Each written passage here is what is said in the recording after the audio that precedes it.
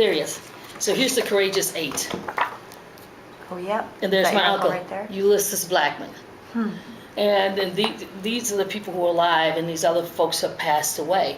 But they talk about the classes were held to give assistance with filling out applications for voting with no charge. And they held the classes in the rooms.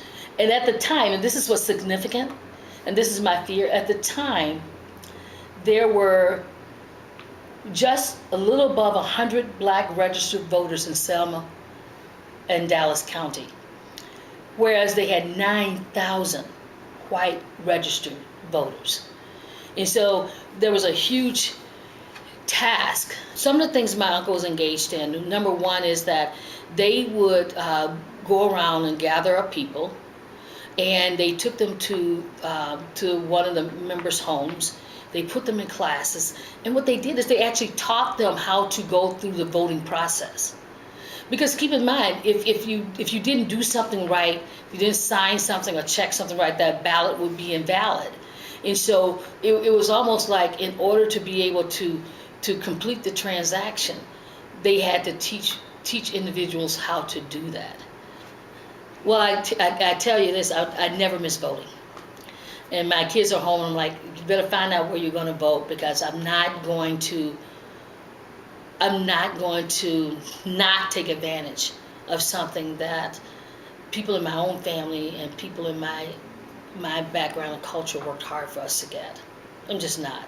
And I can tell you, the last 2008 election, that line was wrapped around. I just thought, oh, but I stood there, I didn't care, and because it's important. I mean, I think there's some things that I will have to do and continue to do because of the importance of it. And that's why I feel sad about this voter ID. I believe that there are people who are going to be disenfranchised. There are people who are going to give up.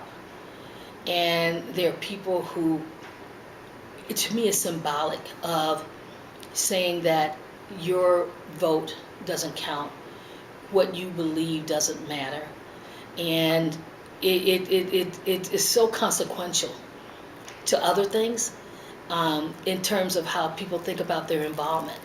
So don't worry about being knowledgeable about who's running, because it's not going to work. And I hope that people find ways of trying to figure out how they could help support those folks who will be most impacted by this, so that they get out the vote.